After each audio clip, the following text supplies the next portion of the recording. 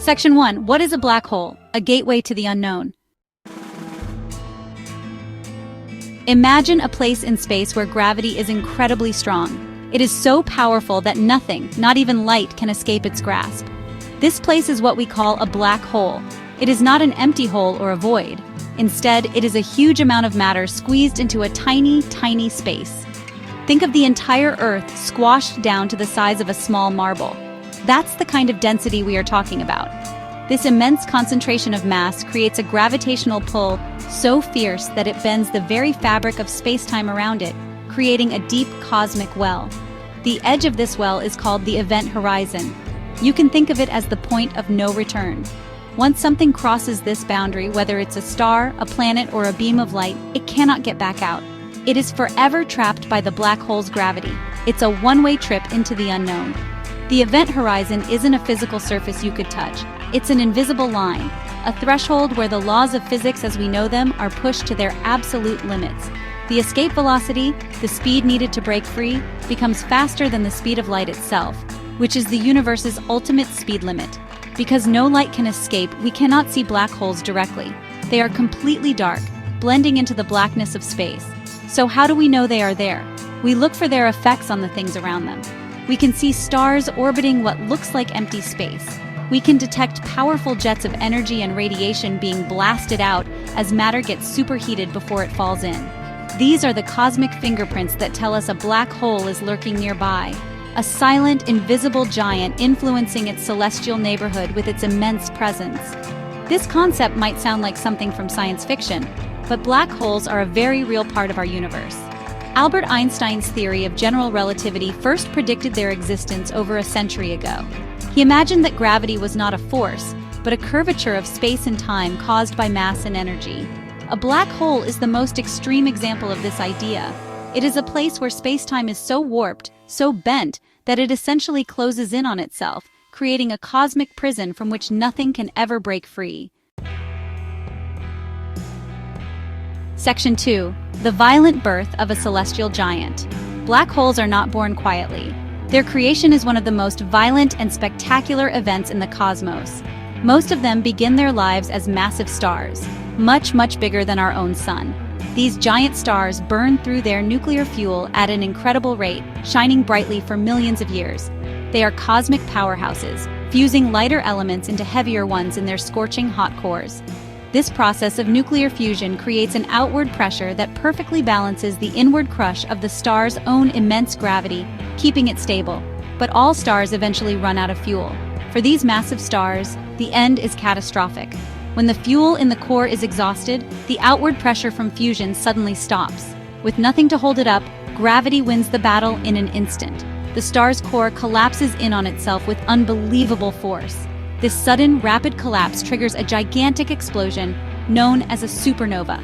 For a brief period, this single explosion can outshine an entire galaxy, blasting the star's outer layers far out into space. What remains behind after the supernova is the incredibly dense, collapsed core of the star. If this core is massive enough, about 3 times the mass of our sun or more, gravity will continue to crush it. It will squeeze the matter down smaller and smaller, past the point where any known force can stop it. The core collapses indefinitely, shrinking into an infinitely small point called a singularity.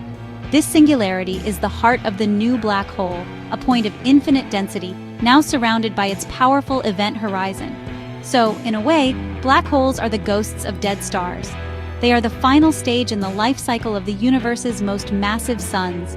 Our own sun is not big enough to become a black hole. When it dies in about 5 billion years, it will gently puff off its outer layers and leave behind a small, dense core called a white dwarf. It takes a true stellar giant to have enough mass to trigger the kind of gravitational collapse needed to tear a hole in the fabric of space-time and give birth to one of these enigmatic objects. Black holes are among the most mysterious objects in the universe, and that is precisely why they are so fascinating to scientists.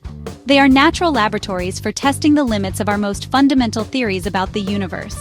Here, at the edge of a black hole, 2 of our best theories about how the universe works collide. Einstein's theory of general relativity, which describes gravity and the large-scale structure of the cosmos, works well outside the black hole. but it breaks down at the singularity, that point of infinite density at the center. To understand what happens inside a black hole, we need another theory, quantum mechanics. This is the theory that describes the strange world of atoms and subatomic particles. The problem is, general relativity and quantum mechanics do not currently agree with each other. Scientists are searching for a single unified theory, often called quantum gravity, that can describe both the very large and the very small. Black holes are the perfect place to look for clues, as they are places where immense mass and tiny spaces come together in the most extreme way imaginable. Studying black holes also helps us understand how galaxies, including our own Milky Way, form and evolve. We now know that supermassive black holes, which are millions or even billions of times the mass of our Sun, sit at the center of most large galaxies. The one at the heart of our galaxy is called Sagittarius A*. These giants have a profound effect on their galactic homes. Their immense gravity can shape the orbits of stars, and the energy they release as they consume gas and dust can influence how many new stars are formed throughout the galaxy. Furthermore, black holes are central to some of life's biggest questions. Where did the universe come from? What is it made of? By observing how black holes warp space-time, we can test Einstein's predictions with incredible accuracy. And by studying the powerful gravitational waves, ripples in space-time that are created when black holes collide, we have opened a brand new window to the universe. It's like being able to hear the cosmos for the first time, in addition to seeing it. These cosmic enigmas hold the keys to a deeper understanding of space, time, and our own place within it. What would actually happen if you were to fall into a black hole? It is a question that sparks the imagination of almost everyone who thinks about space. The journey would be quite strange, and ultimately not a pleasant one. As you approach the black hole, the immense gravitational pull would not be uniform across your body. The part of you closer to the black hole, say your feet, would be pulled much more strongly than the part of you farther away, like your head. This difference in gravitational force would stretch you out. This stretching effect has a rather grim but scientific name: spaghettification. The tidal forces would pull you apart, stretching you into a long, thin strand of atoms, like a piece of spaghetti.